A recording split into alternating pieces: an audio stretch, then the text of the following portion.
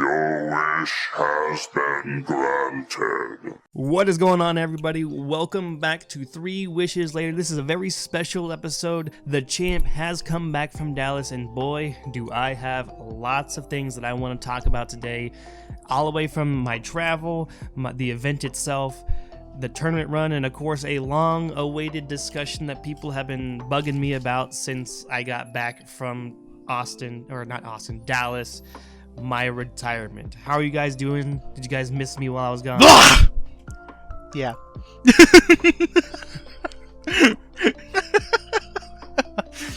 Well, tell me how you really feel, Logan, as Slug is muted right now. Oh, yes, indeed. No. It's fine. Man. I could have took it or leave it. Oh. Well, you guys with Eamon locked it down pretty well. I enjoyed the discussion. I think it was very insightful. Eamon, thank you for filling in for me. In the meantime, let's open it up with just some questions about last weekend. Do you guys have any questions about my trip, the event overall, or anything that you want to start off with before I get to rambling? How was the drive?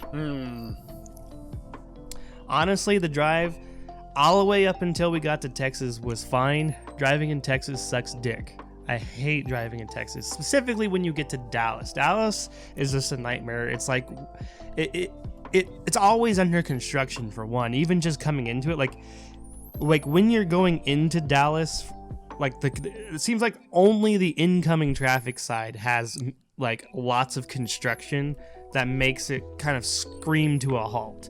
You could be going like 75 miles an hour, and then all of a sudden, if you're not paying attention, you're damn near rear-ending somebody because suddenly the speed dropped to 35 and you're in a construction zone. And then when you get into Dallas proper, every fucking highway was underneath construction, and it was like 2-lane roads with people going 80 miles an hour. I didn't know if I was even gonna make it to the hotel to live. So driving wise, it was fine until you get to Texas. Oh, that's well. I have the more important question. Was Fash as cute in person as he was in that meme everybody's been posting around? Fash is so handsome, man. He's such a nice guy. I'd let him touch my cardboard. Oh, every time. I want him to look at my cardboard. I would show him my Gooner cards. Dude looked like he was biting his lower lip. I wonder what card he was reading. Just a little bit, you know. That meme is running everywhere, and he looks good in it.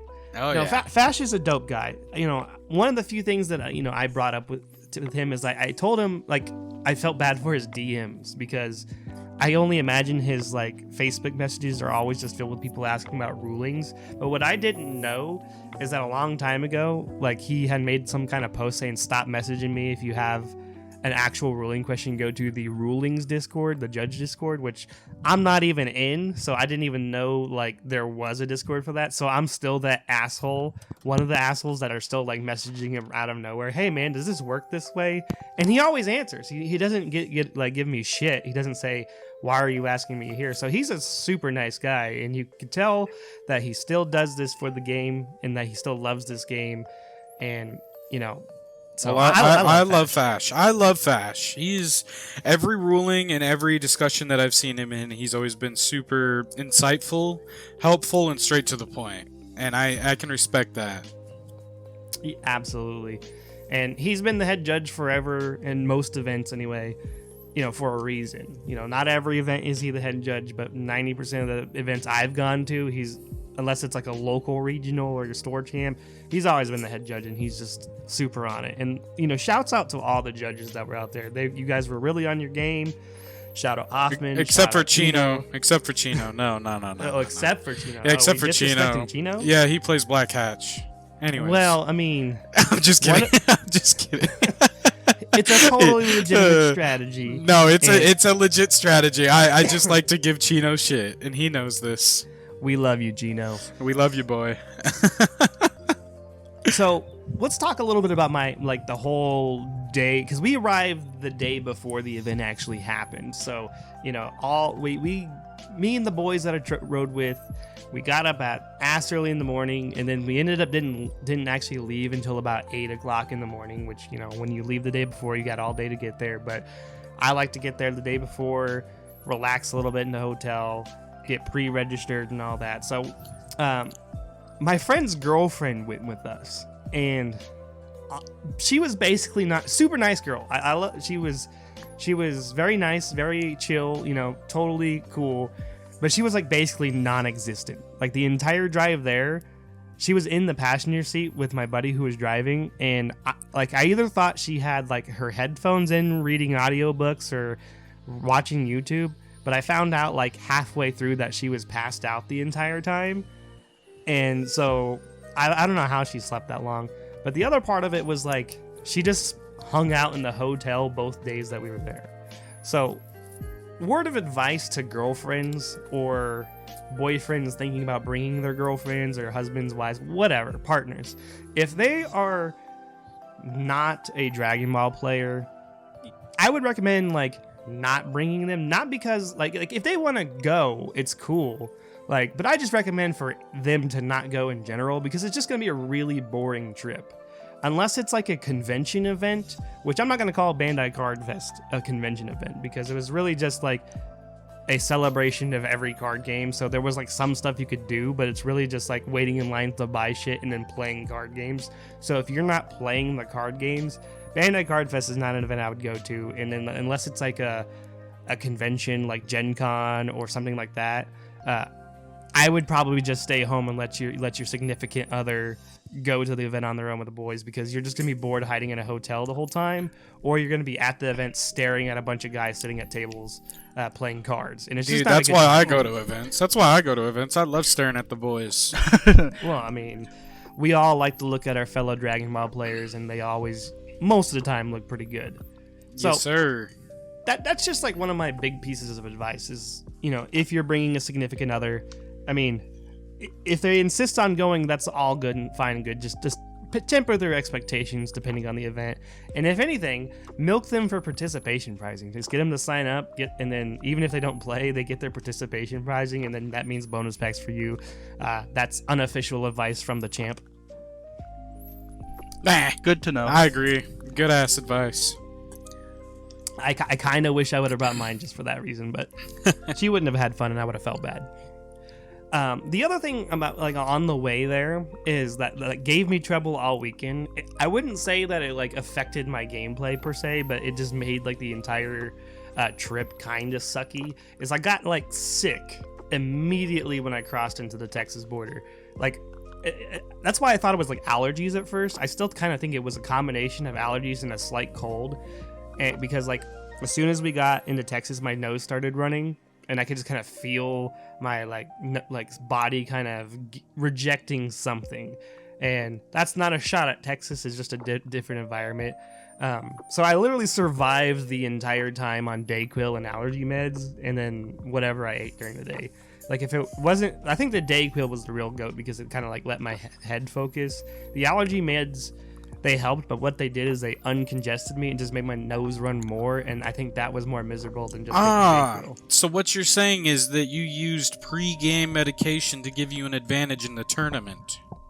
If that was what I did, I didn't use the right kind. I'm just giving you shit, buddy. I was doping before the event. If anything, I needed to take Adderall for that. You know what? This is why I didn't give him props. He didn't catch you doping up before the tournament. Yeah, right. The champ has let everybody down. I've been doping. I've been cheating with performance-enhancing drugs before events, and I'm sorry. Performance-dehancing. All right.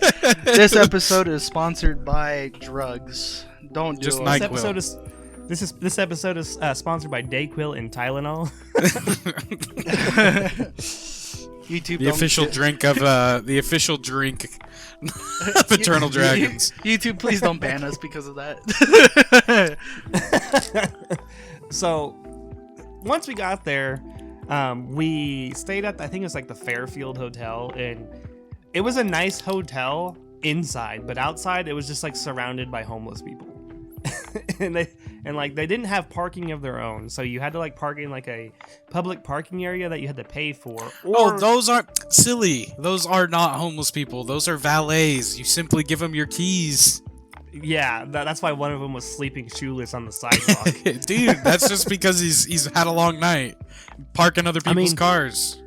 it was weird because it was a great location. We were literally like 5-minute walk from our hotel to the venue. So like it was like a great spot, but it was just like in like the worst. It was like in an alleyway almost of a location. And they did actually have a valet service. So you could choose to pay to go park in the public area, which was arguably, in my opinion, it would have turned out to be more expensive. And then you could like add valet parking to your room for like $25 a day that you were there, which to me was the steal, because literally like you could have them bring your car to you. You could just load it with shit if you need to like just offload something, and then they just take it back and park it. Or when you're ready to like go somewhere, they just bring you your car. Like valet parking, goated. One second, Arthur, just let me out. All right, everybody, this is the halftime show. So today I'll be talking about. I'm gonna play my recorder. Sorry about that. Like the dog just came in here. No worries. So after we got settled in and everything, we went to go pre-register, which at any kind of these sorts of like large events, I will recommend to everybody get your pre-registration done the day before, because we'll get to the lines, but the lines were god awful, and if you didn't pre-register, you're probably fucked. But so we went to go pre-register. That just means you're just checking in, and it was kind of shitty and kind of like out of like normal status, because like when you pre-registered, they told you had to have your deck list submitted before you pre-register.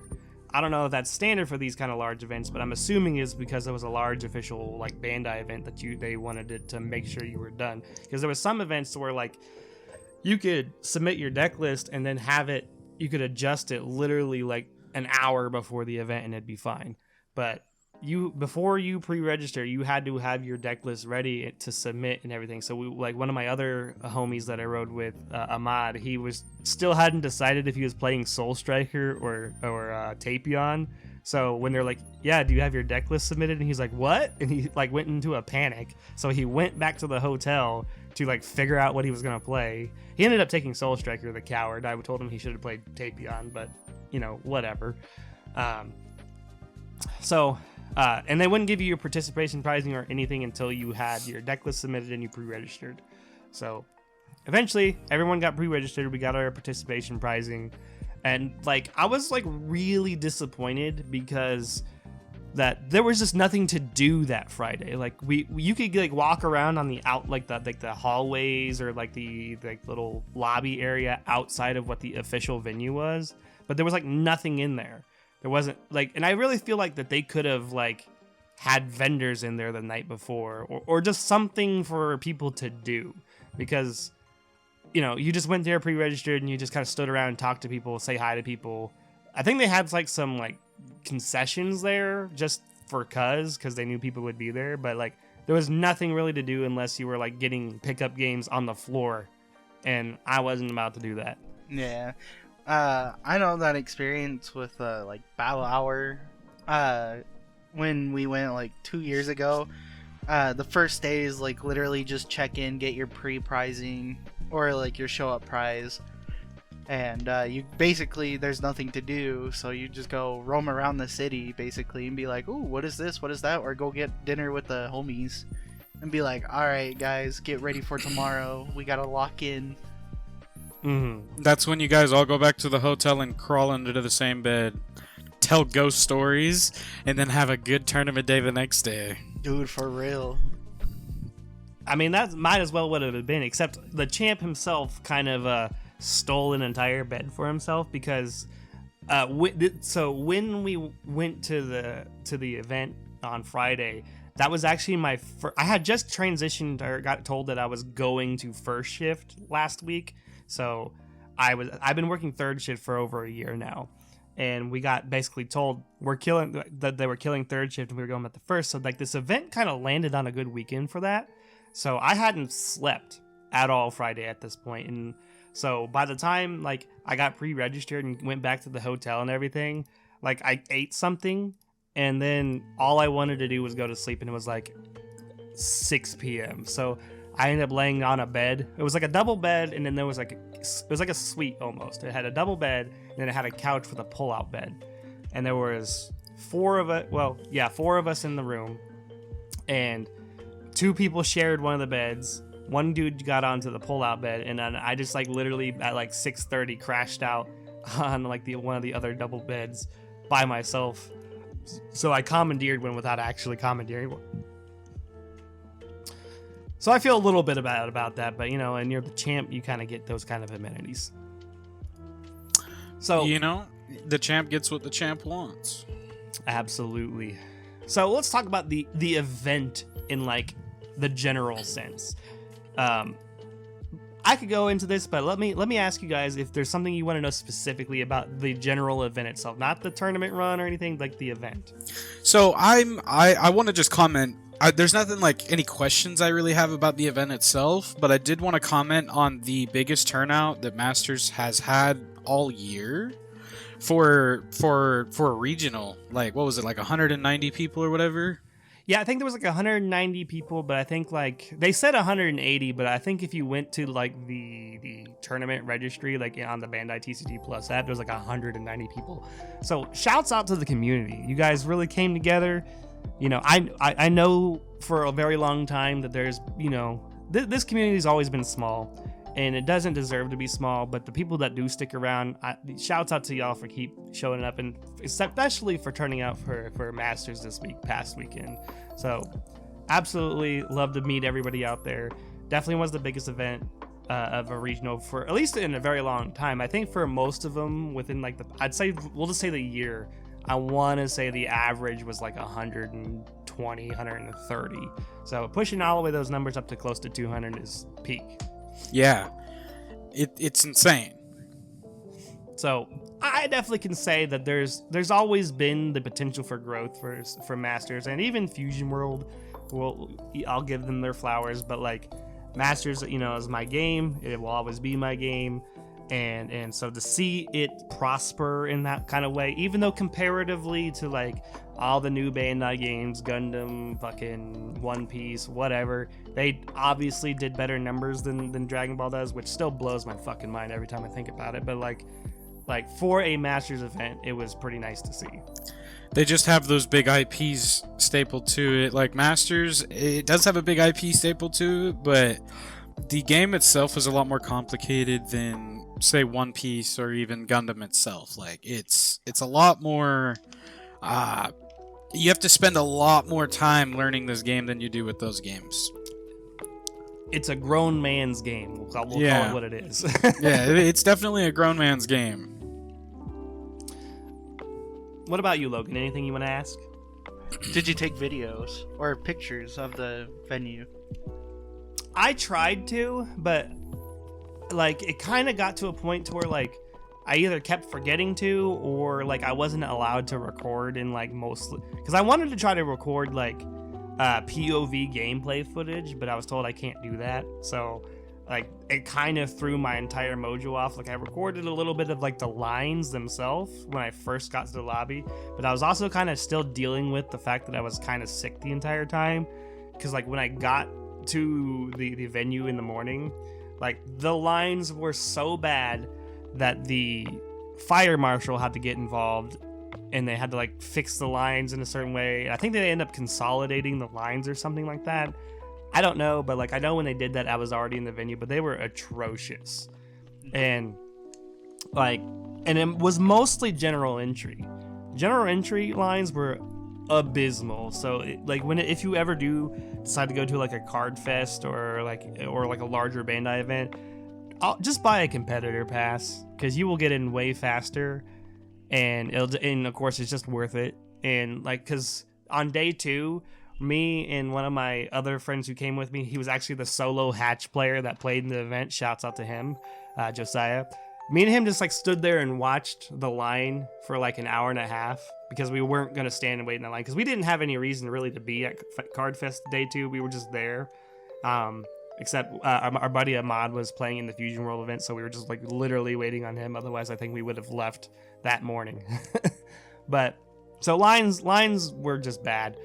That was my biggest complaint, because and of course, like if you were one of those people who wanted to buy merchandise, unless you got there first thing in the morning and you had a competitor pass, you were truly fucked out of getting any kind of real like merch, because there was a lot of like, it seems like from what I heard from last year's Bandai Card Fest is that a lot of scalpers finally figured out that there was stuff here that you can get, and they had a huge turnout of just people showing up just to buy like the special play mats, the special whatever the fuck you can get there, to try to flip them. Oh my gosh. Oh, go ahead. I had one guy ask to, like, it was day 2, and they asked me to buy my competitor's pass because they wanted to get like a better time slot. Because the way that it worked was you would get in line to get a time slot to go buy stuff. So if you got there late, you were, even if you got in line and you got to get set up with your time slot, even if it was like 10 a.m. and you were sitting there staring at all the product on the wall, they go, here you go. Since you got here when you did, your time slot to come buy something is at 4:30 p.m. Like, holy shit. Like, what the fuck? That's how bad it was. Wow. I remember in Battle Hour, it sucked for the players because there was like merch and stuff like that, and we had to get there early to the point where it was like, I think second or third round, they finally opened the shop, and none of the players really got like the merchandise for Battle Hour, and it was like, whoa, what the heck, you know? Like, I wanted the playmat, I wanted a t-shirt, but no, it never happened. You almost have to like sacrifice being a player or being like a merch buyer, and that's that feels bad. Like, when you got your participation pricing, you got like this promo pack for like I don't know if you got like for Gen Con one year, they put out those like little, every game gets like a special alt art promo card that you can get. It was kind of like that, but it was just in a pack. So you got like a Dragon Ball energy marker. Everyone's seen like the Beast Han and Piccolo one, and then there was like a Evangelion action point for Union Arena, an EX base for Gundam, and then like I think a Luffy card for One Piece, and like those cards were being bought and sold and traded. I think like the Gundam one by itself was going for like $60, like right out the gate, and it was fucking crazy. And it was just an alt-art EX base. That's wild. So another thing that kind of sucked about the event was the way they did side events. From what I understand, because I'm not a side event guy, if I'm going to go to an event, I'm going to just play in the main event. But all the side events were apparently ran during the main events. So, like, a lot of them didn't fire, or like they didn't have like a proper turnout, because people in like the main event would just go collect their prizing like in between round 2 or 3 when like the pods launched, and then they just go back to the main event. So they wouldn't like have the proper amount of like people playing in it. So like it sounded like it was a shit show for the side events. Yeah, I just remember Battle Hour. I always keep talking about Battle Hour because it just sounds the same. They had side events, but the thing is Battle Hour was like one of those big things, and it was the Card Fest. I forgot about that. Both things going on once, so there was a lot more stuff to do for both vendors. But the only reason they had like the side event was just because of one was it not Fusion? No, not Fusion World. No, it was Fusion World. I don't know, the other card game that was coming out, and they had like play tests, deck tests and stuff like that. But they had a lot more things. But for the players, it was like if you got done with your match early enough, then you could do at least one side event, not the playing the Fusion World beta test, but more like the other what do you call it? The other events like Dokkan or Legends. But other than that, if you can't get out of a game and it goes to overtime, and you just can't really do anything about it, you're just up and go again. Right. And the other huge thing that I heard about when it comes to like all the events, apparently like Digimon and Gundam events were like horrifically ran. Apparently like a judge leaked some sort of like code or link that like fucked up all the people who like were trying to register or anything. And so like people who were already there trying to get like pre-registered couldn't because the link got leaked out, and people who were like weren't like, I don't know, I really don't know what happened, but I just know like something got leaked, and then the Digimon and Gundam events like got totally fucked because of it. And so that's why I'm glad I didn't play Gundam or fucking Digimon. But really though, like the Dragon Ball events, they were pretty smooth. Like I didn't really have any complaints whatsoever. Like once we got started, and there were the rounds weren't like horrifically long. They would, the standard 35-minute rounds, but there wasn't like a bunch of delays or anything. I think like most of the there was a lot of rounds that went to time, but they weren't like egregiously overtime, if that makes sense. So that like the games went really well. I thought for sure, like when I was playing my deck at the event, that I was gonna get judge call after judge call because the way that the deck works, and we'll get into that during the tournament run. But like I really didn't even hear many judge calls, and I didn't really hear any like or experience any. We did have like a very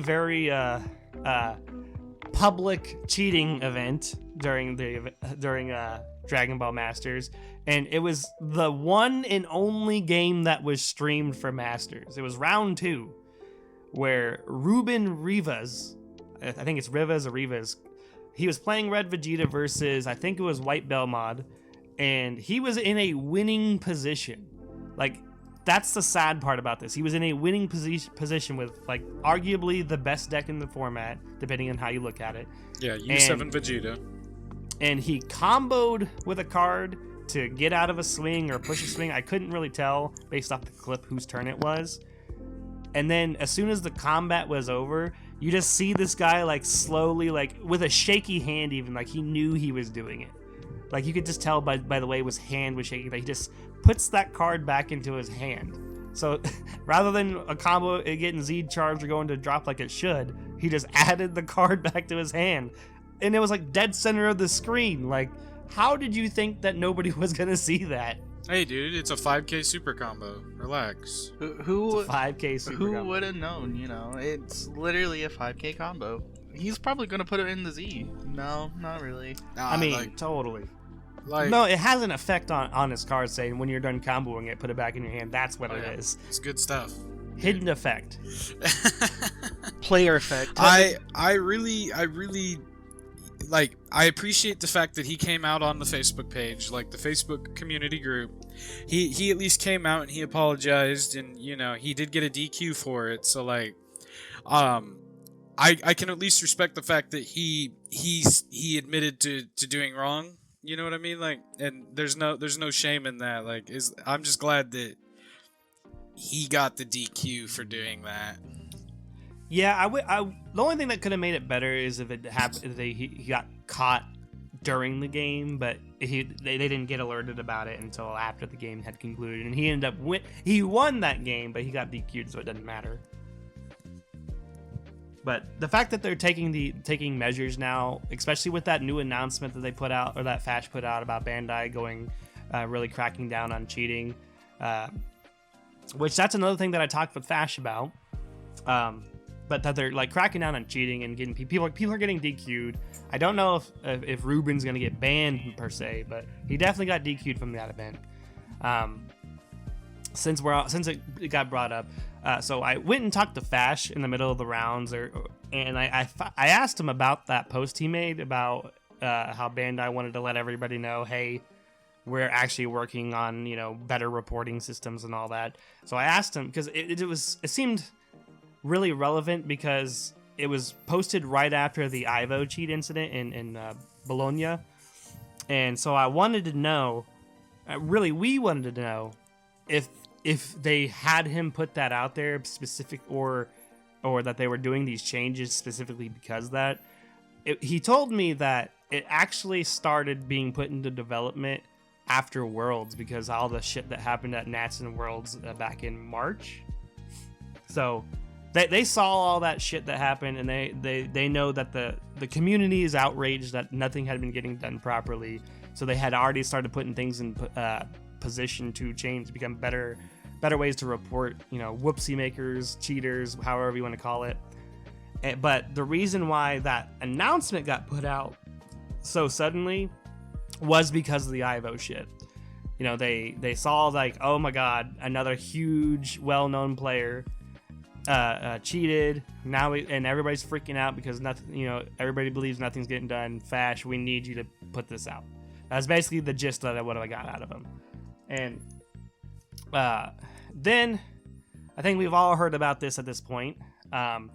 It was unofficially confirmed, is what I'll call it, that there was another player during the event not properly using their Purunga leader's board wipe. Evelyn. We will name on this channel. We use names here. Evelyn, you know, she was apparently not bottom decking her UI Gokus or any of her cards that had barrier. She would activate Purunga's leader effect. You know, I think it bottom decks. Is that what it does, or is it yes? Just It bottom decks all non-Frieza battle cards. So they're on both fields. Yeah, on both fields. So her opponent's field would get cleared unless they had a barrier card, and then she would clear her field, except, and 9 times out of 10, if from what I understand, it was the UI, the red UI Gokus from History of Z that have barrier that restand when you combo. And her reasoning that she would tell people is because it has barrier, which to those who don't know, barrier only protects from opponent's effects, not your own effects, because you can choose your own cards, even if they have barrier. So her field should have been cleared completely, and she apparently wasn't doing that. And you know, apparently, I can't remember what their judge's name was. Logan apparently had cleared that ruling up earlier in the tournament, like round 3, round 2, because it got a judge call for it. And apparently Eve was kept doing this in later rounds, specifically to a Discord user in our Discord, Sunny. I guess he was playing her. It probably would have put him in top 8, but he was playing her. She didn't remove her UI Gokus, and because it has barrier, quote unquote, and so. And then, like, the problem that I have with this situation, besides the fact that it's cheating, is that Eve has been like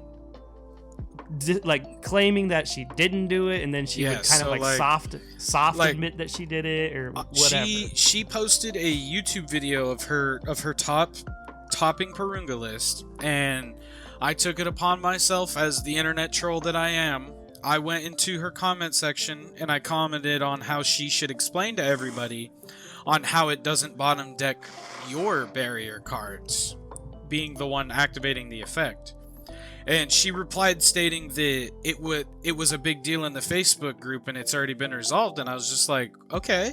So I did some digging on the Facebook group and I found the post about what she was referring to. And at no point did anybody give evidence to state that was an actual oops, because again, it was brought up several rounds prior to it being, the final tables, that this does in fact bottom deck your own stuff. And she's claiming that, oh no, it's not that big of a deal, it is what it is, it is what it is. But you can't post this Purunga list confidently and expect people to base their builds off of it when you cheated the entire event with it, whether that is intentional or unintentional. It's, you did it, and you're refusing to at least claim that you did it. You're just like, no, and there's no evidence online of you stating that yes, I did it. You're just deflecting. And that to me is shady. I think at this point, you are a good player. Better. You and Ivo are good players. You do not need to cheat to win. And that's really the sad part, because a lot of these known cheaters that they're good players on their own, but they're using these cheats to go further in events because, I don't know, desperation. I understand that the prizing in the top tables is where the money's at, but can you really like? I couldn't really live with. I don't want to say live with myself because that sounds extreme, but like I couldn't like sleep very well that night, knowing that like I was screwing people out of prizing or placing in a spot that I shouldn't have because I was whoopsie making. Like that's just kind of the way I look at it, and you know, I think like even if you did do it, like just admitting that you did it looks way better than trying to dodge. Yes, like, deflecting it onto other people in other situations. It's not a good look when you did what you did. Everyone knows you did what you did because there's several people in the event that fought you that also came forward and said, yes, this is exactly what you did. And like it's sad. I think like in like a comment or even the YouTube comments, like I think she denied even talking to a judge about it. Yeah. I can't. Yeah, so Logan was brought up in her YouTube comments. Another YouTube commenter brought up the fact that, hey, Logan did come to you the first few rounds and he did tell you this. Like, what the fuck is all of this misinformation that you're trying to like spew right now that you didn't know? It's like, so you're saying that a judge who confirmed talking to you was lying? Exactly. Yeah, Logan, when did you become part of the judge program? Exactly. Since okay, yeah, no, I'm gonna stop right there. But don't try to bullshit me, Logan. I definitely think that the event it was ran well, but overall, if you are a through and through go to events like competitive Dragon Ball player and you feel the need to give yourself the edge up by, you know, drawing an extra card here or there, you know, telling your opponent effects that, you know, like some people, they don't like their cards being touched, so like somebody will like read their cards to them.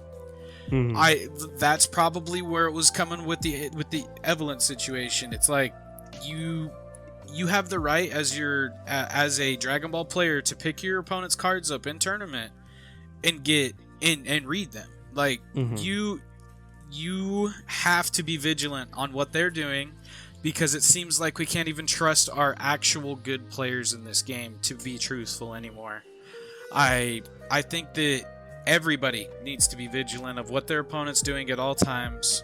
Ask them how many cards they have in their hand constantly. Be annoying. Just make sure that you're getting the value out of paying $30 for an event. You're not getting screwed over by somebody trying to make it far. It's just not a good look for the game. Yeah, and not even that, like when a battle card is played, always ask them about like what that effect does. So then they don't especially if you don't know. Yeah, because it's like literally if you don't know the card and you just go okay, they could just do something like wild and draw like an extra card where it doesn't even draw, it just minuses or bottom deck something or negate its skills. But they go, oh, I draw one because I played this card, where it doesn't say it. So make sure you ask your opponent to read the card or at least let them see that card, because you never know what they will do. And it's such an easy thing to do because Dragon Ball cards these days are gigantic walls of text, and most of them, not all of them, because this is the point, they usually replace themselves, especially the good ones. So like it's easy to fall into the habit of like, oh, this lets you draw a card when you play it, because there's a lot of cards that do that. But if you've never seen the card before, or you're just not a super hardcore player where you know every current card in the meta, just read it. Or just have it explained. Make sure that the card's being played at the correct time, like the correct timing, whether it be activate main or activate battle. Make sure the energy requirements are met, and hell, like make sure that the card actually cantrips, because like Brent was saying, a lot of people will add that cantrip effect to every card just because they're like, yeah, fuck it, might as well. Like it doesn't look that fishy when it just replaces itself and doesn't go positive, right? So, with that being said, I think it's time we talk about my actual tournament run at this event. Are you guys ready to hear about this? Yes, let's hear it. Yes, let's hear the best thing ever. This is so. For those who don't know, I took I I took Sneak Han is what I call it, because it's Gohan sneak attacking people. For those who don't know what that is, it's the new red Gohan flip leader in the new set. It is a super cool and super fun deck, and I honestly still, even after my performance with it, think it's a pretty good deck. Like, I think if you put real time into it and understand like the best play lines with it, which I thought I did, I felt like when I took it that I had an understanding of what I needed to do. I could win some games with it, but because I just didn't play enough, that's where my shortcomings came. So I recommend the deck, I truly do. But with that being said, I mean, without furthering ado, I shit the bed, boys. I really did. I shit the bed hard. I went 3-5. And again, it's not because the deck is bad, because it's simply because I'm just a shit player, pure and simple. Deck is good, I am bad. Or it's because you were sick and you actually did shit the bed. It wasn't that kind of sick. It wasn't a stomach flu. If I had a stomach flu, I may have just like went. That might have been me. I might have shit his bed for him. It was a little stinky. So, round 1, I played Jay from the Hermit Style Discord, of all people. He's my favorite person to annoy in that chat. It was kind of funny. What's up, Jay? Shout out to Jay. He's really a good dude, but he's also a grumpy person. But it was kind of funny because they had us. They paired us up. They told us to go like the way Fashix made it sound like is they were doing a test pair to make sure it was working, and because they were like, sit down on the tables, don't set up. We're just making sure everything working well. Just get there and wait for me to tell you to do anything else. Just don't set up, because this might not be your actual paired opponent. And from what I understand is that he did that because the last event in Texas, which I think was the last in-person regional, I think it was Mesquite, like he was trying to explain something to a bunch of people and nobody was listening. So he basically made everybody sit down, shut up, and listen to him. And then he goes, okay, these are your round 1 pairings. So you could I was like, fuck you, Fash. So played Jay. He was on Gammas. I lost, but so I can't exactly remember necessarily all the details of each one of these games. So we'll just put a blanket clause that all the games I lost, there wasn't a single one of them that felt like I couldn't have won, or that I was straight just like outclassed by a deck or whatever. Like every game that I played, and that's why this was a frustrating event for me. Every round I should have or could have won, and including this one. So I played against Jay. Like he never seen, like a lot of people never saw the red Gohan flip deck, had no real idea what it did. And he was impressed. He thought it was a pretty sweet deck because I explained to him like the revenge mechanics and how you could redirect, and he said it was pretty disgusting. On my last turn, like after the game was over, I was sitting there looking at my hand, or at least I think it was on his turn. Like when I passed it, I was looking at his hand. I was pretty sure if I wasn't stupid or more experienced, I should say, I had like a kill line that I probably could have won with, and I just didn't because I didn't see it. So then this is where round 2 is where I really started kind of spiraling a little bit, because I can't believe I lost to this deck. So round 2 was against Red Yamcha, the only one Red Yamcha in the entire event, of course, because who the fuck is playing Red Yamcha except this dude who is goated for playing the deck. I think it was incredible, but he was just like he was at Fusion World main, and he was just playing for fun, which just makes it sting even worse. But because it was Red Yamcha and it was, on paper a shit deck, I kind of just didn't take it seriously. I didn't even sideboard. I was like, I thought I was just gonna win because, well, it's Red Yamcha. And so really I lost this because I just didn't take it very seriously, and I got too loose with my life, and I put myself in a really bad position, and I ended up losing because he swung with Yamcha at 100%. The set 5 card that when it KOs a battle card, it burns you a life. And I was down at 1 life, because the way Gohan works is you use a lot of your negates and counterplays by taking your life for free, because since you're a flip leader, you don't actually awaken, you just flip back and forth. And so you get a lot of free counters from that. and I was probably a little too liberal, because this guy was playing basically like Red Weenie Rush, so he was playing a lot of like Earthlings that played out for free because of the red Shinron unison, and he was just swinging at me a lot. So I really could have used a Floodgate, but that's beside the point. So, I just got too loose with it. I didn't take it properly seriously, and he won the game.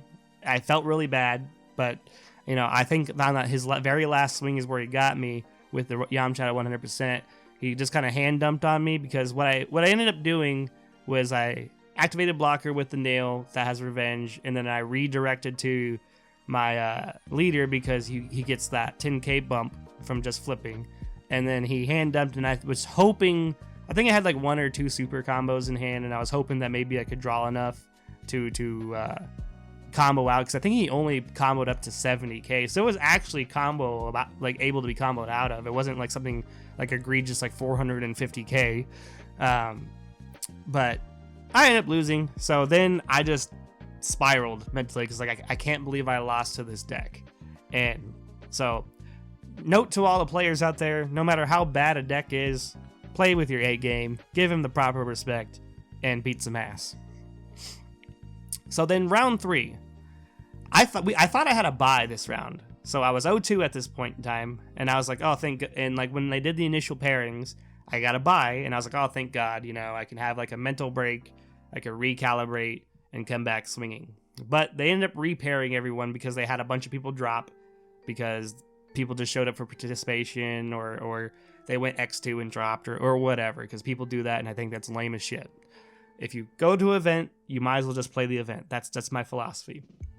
Whether you're undefeated or whether you're X fucking 5, just play it out to see where you get. Because you could end up getting at least top 64, That's not what happened to me, but that's something that you could at least shoot for. Especially with Dragon Ball events and how relatively small they are compared to other events. But that's beside the point. So, round 3, they repaired us, and I ended up facing Jordan Markle playing Pan Zeno. And this by far was my most dominant game, but I really just ran out of gas. Like, I don't think there's really anything I could have done differently. I mean, maybe I could have been a little less aggressive, but the way that Red Gohan wants to play is you want to try to push their shit in and close out games by turn 3. That's the way I was playing it. And my turn 2, so I think I went first, I believe, because he wanted to go second because he won the dice roll because he's playing Panzino. So my turn 2, I took him down to 2 to 3 life. He went from 8 to 2 to 3 life. And so, he was tripping balls because he was like, I don't know what's happening right now, because I was swinging at him with the double strike Gohans, redirecting attacks, making them 30k double strike bases. It was insane. I was going ham. But I ended up running out of gas. I didn't see my Overrealm. I didn't see my SCR. I didn't see my SCR once the entire event. So, and then eventually he was able to come back on the crackback, and he was just able to push me through, and I just didn't have enough combo power. I think I ended up with like costume changes and like scouters that I couldn't pay for. Costume change I could, but like, it didn't necessarily, I didn't have enough on board to be able to make it work. I digress. I didn't have enough combo power to get out. So then I'm X3. And at that point, I was like, I need a win so bad, but I just couldn't. I have like this issue that I have to get through. So round 4 goes, and I end up playing this super nice guy. He was playing Blue Oob. Shouts out to Oob. Shouts out to Oob Mill way back in Gen Con 2023. Love that deck. Helped pioneer that deck with Jacob. But he was playing regular Blue Oob. I think blue is probably the hardest matchup for Red Sun Gohan, because it seems like blue, or at least Oob, had such an easy time removing the cards off my board, because a lot of them don't have barrier, and they're small cost cards. So they're like, I think like the biggest card cost wise that's in like the core is like 4, and so a lot of like the blues bottom decking hits 5 or less, 6 or less. So it was very hard to maintain a board state with that. There was also a point where I missed a trigger with Pan. I boosted something up, and I forgot to neg 20 and draw a card, so that could have made a difference, but still, yeah, I just couldn't keep a board up.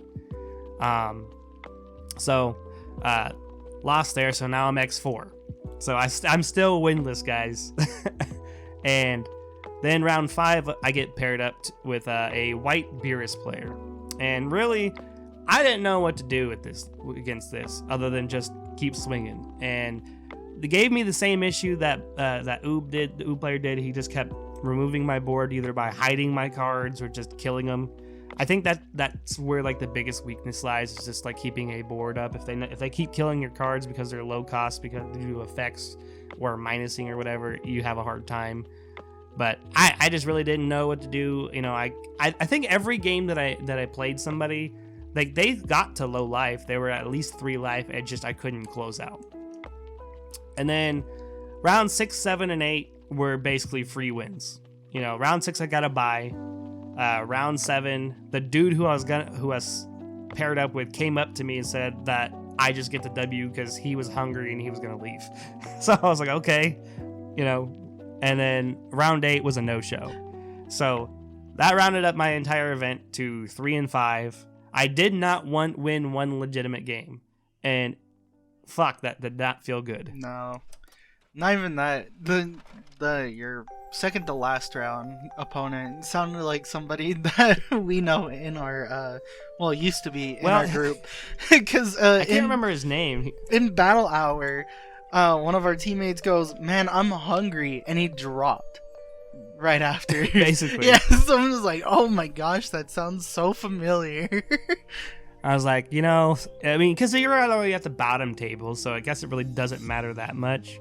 But like, I just kind of kept going because I was thinking maybe if I get, you know, when I was X4, I was like, maybe if I win out, I could still get maybe top 64 or something like that, get an extra pack for prizing. I think that's what I was just shooting for at that point. And then I kind of like knew better, but I was sitting there thinking, it's like, man, I just went 3 and 5 technically. And I know like buys are like, I think they still count as wins for points, or it counts as like a half win for points. I don't know. But I was sitting there thinking maybe I could get close. I knew I wasn't getting top 64, but I ended up placing 103rd. So straight up just shit the bed. But I mean, I had a good time. It was really dope seeing everybody who was there. I saw Nick, I saw Sunny, I saw a lot of the dudes who know me from the different Discords. Andro, saw Chino. You know, I saw a lot of people, and like a lot of people were excited. I got hunted down by, like, I think it was Andro, because Nick came and found me, told me someone was looking for me, and it was Andro, and he was like, "What up, people's champ?" You know, so that felt good, like that I'm a recognizable and desired enough individual to want to meet, because I like at least to be cool with everybody for the most part, except for cheaters. Y'all better be fucking ready when the slug makes it outside. When Slug shows up, it's gonna be a party. AKA when Card Fest goes to Vegas. Card Fest Vegas, and I'm gonna be at finals this year in December, so I hope to see you guys there. Ooh. Absolutely, I'm definitely gonna go to Nats, and I'm probably gonna play in the online tournament. I'd like to go to another in-person event, but the only one in between now and then is like the Los Angeles one, and that's like next weekend or whatever. Yeah, it's like next weekend, so fuck that. So my next event that I'm gonna try and do is the online one, but I'm definitely going to Nats. Hey, shout out to my boy Logan and Kaz. They're both going to the LA regional. One of them's taking Zamasu and the other one's taking Gammas. Good luck, both of you. Good luck to both of you. I know you guys have been putting in a lot of work. But in the grind time. Shouts out to those guys. They should do well. Zamasu Mills a menace. I hope that he never sees a red deck in his life. Well, but he's running the yellow-green build right now, and it's terrifying because it's pairing yellow's Nimbus defense with green's dormant defense, and all of those Dende healing power. Like you never get a combo step against Zamasu now. Dude, it's been a while since I fought him. I did not know he did green yellow build. He plays the deck extremely well, and I hope that they both perform well in the tournament. I do too. Yeah. I do too. So good luck, guys. So with that being said, do you guys have any questions about my tournament run? I don't really, other than the fact that like what outside of like getting more games in prior to the event, what are some tips you could give people on the Red Gohan deck? Don't be afraid to use your life as a resource, because that's kind of what the deck wants to do. Because you will be playing against these players in the early game, and because your leader does flip back and forth, you don't take life when you do it. So it's not like a regular awakening condition. So you're gonna start off going with pretty high life. So don't be afraid to use it as a resource, but don't go haywire with it. I found myself easily going from like 6 life, because leader, they swing at you and you're just gonna take it because you're only at 8 life, so you might as well just take it and add it to your hand. But it's really easy using the nail negates and the other free negates that you can use, or counter plays. I can't remember right off the top of my head. Where you suddenly go from that 6 life and you're suddenly at 2. So try to be as smart about it as possible, and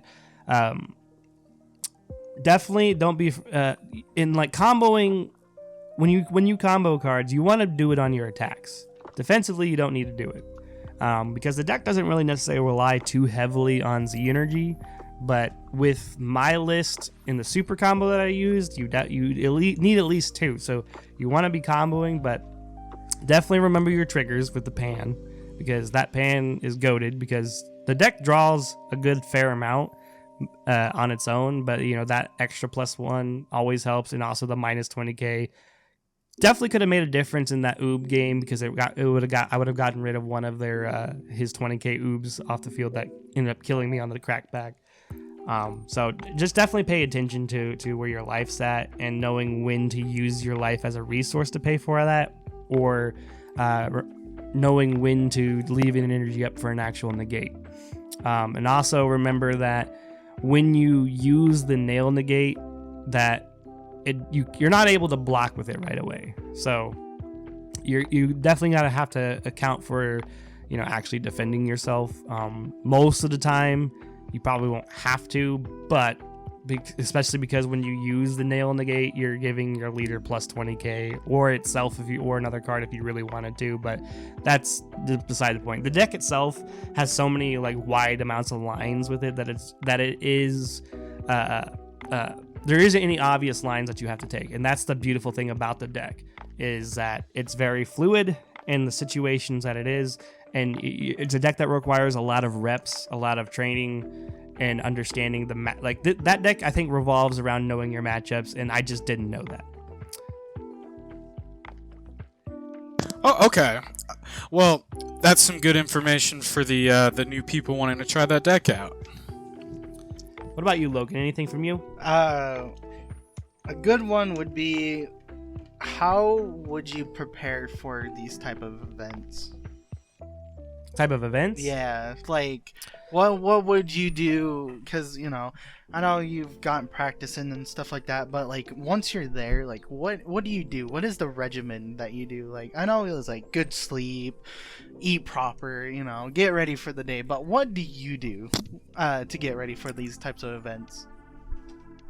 Honestly, like what I do personally, like you said, get plenty of practice in. I don't play the night before, because unless you're extremely underprepared practice-wise, like I still didn't. But don't overtax. You need a break day so your mind can be clear and ready to go on its own, instead of trying to stay up super late playing games and crashing out too fast. And you need something. If you're like me, who is like a fidgeter, I chew gum, because otherwise my knee will be bouncing nonstop, and people get pissed off at that. So do something to help, like, sort of, I don't want to say distract yourself, but kind of calm yourself, like whether it be like find something to fidget with, chew gum, something, and it helps me think and like chill out, because it's really easy to get into your head a lot, and sometimes it's very easy to overthink situations in this game. This game is a very complicated one, but it is easy to take a simple board state and overcomplicate the shit out of it, when all you need to do is play a card and swing at them. That's Turn not always the cardboard case, sideways. Exactly. I definitely if like you definitely want to get a good meal in before the event, but I would always recommend like getting like a granola bar just to eat in between rounds, because there's not lunch breaks during these events, and it's very easy to get taxed out because you're thinking so much. So definitely like have a little mini snack out, ready to go. Especially if you're playing a deck that is like a long-term deck, so like you're trying to win turn 4, 5, 6. That could be pretty mentally taxing. So just kind of being able to boost your mental game back up, because you're probably going to be getting close to time a lot. And if these events are going as smooth as they normally do, especially with this past event, you're not going to have a lot of time to just go fuck off during the event to go get like concessions. So just like some simple shit. If you lose, don't spiral. Don't be too down on yourself. I mean, it's good to reflect, but do not like dwell on the last round too long, because you don't really because if you distract yourself with the last round, you're going to forget to think about the round ahead of you. And I think that's really easy to do, because you want to tell everybody about what happened in your last round and you want to sit there and talk about it. But what I do personally is what I try to do is I like to take notes about what happened during the game in between rounds. I didn't do it this time because not because there wasn't something to learn, but really like when I said at the beginning of this, like the blanket thing I learned was just learning my lines better and seeing the win and just understanding matchups, because every game I lost were so winnable in my opinion, and so it came down to the player, not the deck. So that's why I'm really recommending that people who are interested in this cool ass deck should play it, because it is a very good deck if you get good with it. Alrighty. Now, didn't you have some news for the community? I did.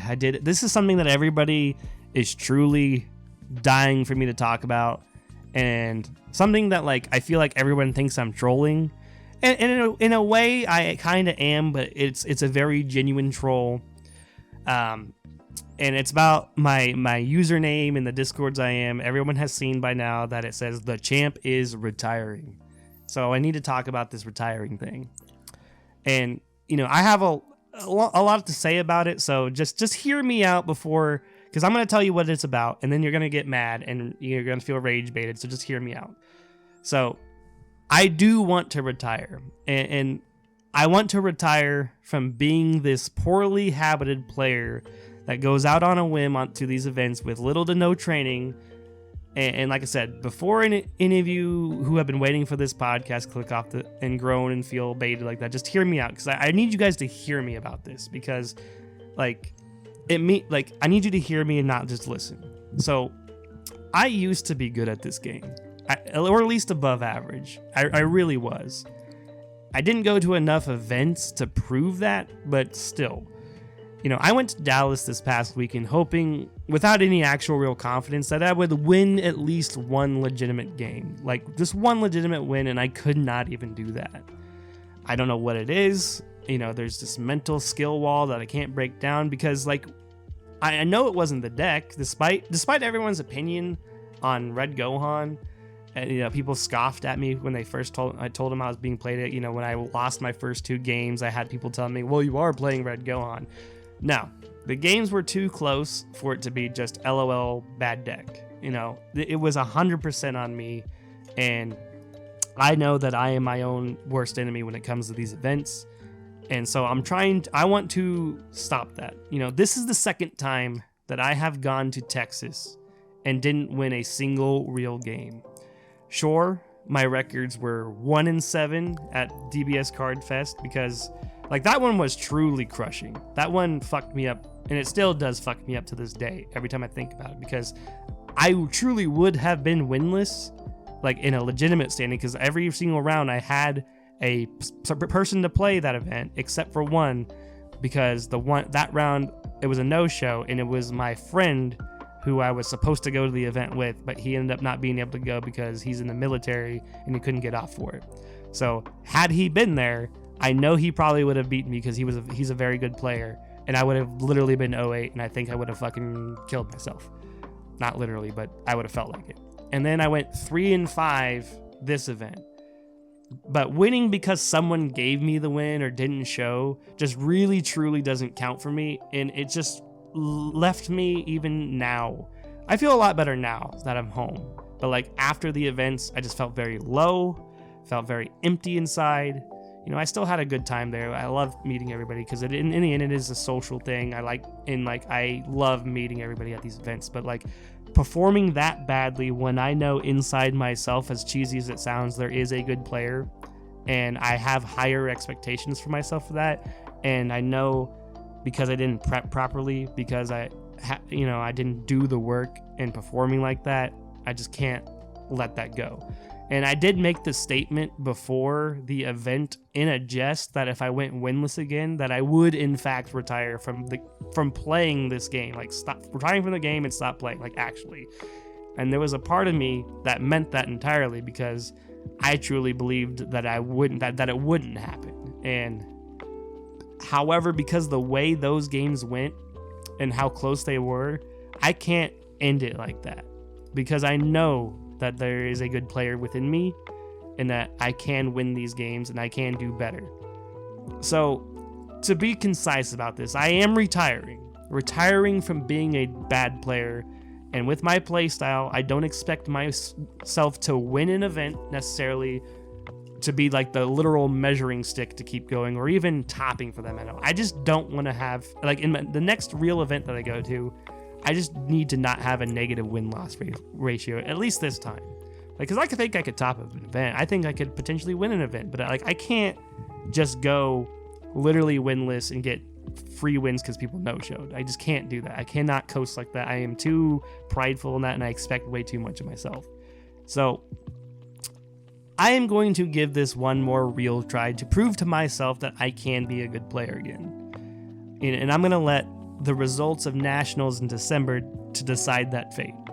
So I have a couple of months to prepare. Do we announce the deck that we're going to be practicing with? I will.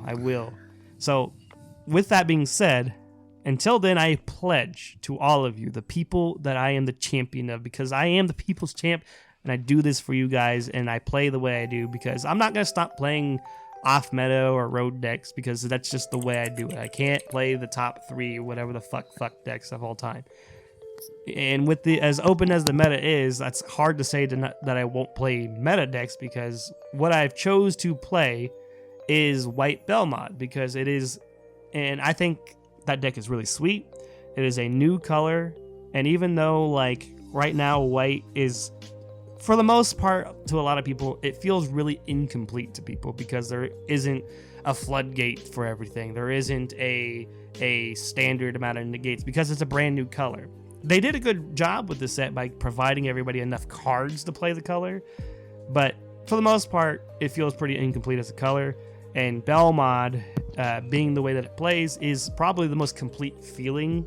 I think that's a consensus that the community feels. And it is the better of the white colors. And Belmont has topped an event. That's why I can't sit here and say I won't play necessarily a not meta deck, but it is such a new deck that, and such a new format, that I'm not ready to call it a top 3 deck or whatever. So White Belmont is what I'm going to be maining. It's time to stop clowning around and start clowning around. Indeed. Uga's gonna have you for that.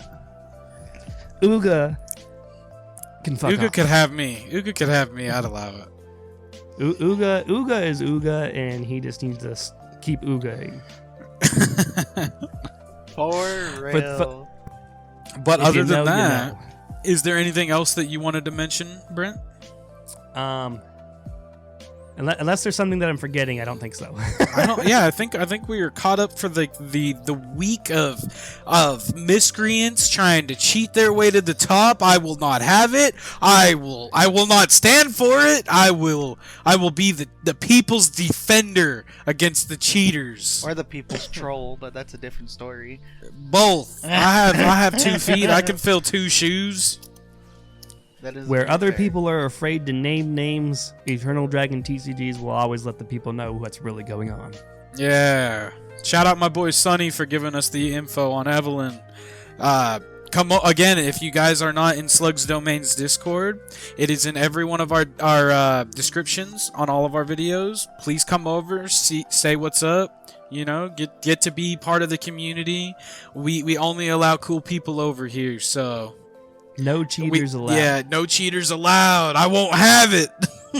And So- we are working on getting a regular locals every week. So Yes, starting you know. on the 4th of October, we're going to have a weekly locals on Sundays for the NA, and we're trying to do Saturday for EU, just so we have tournaments available for both sides. And we just want to see this community grow. With that being said, thank you everybody for being supportive. The channel is growing a lot faster than I thought. You know, we're at 81 subscribers. I can't wait to see us at 100, maybe even 200 soon. Exactly. We're gonna let us- always be here posting content weekly for you guys. Weekly updates, regional updates, cheating scandals, everything. We're here for you guys. And only That being here said- for you guys.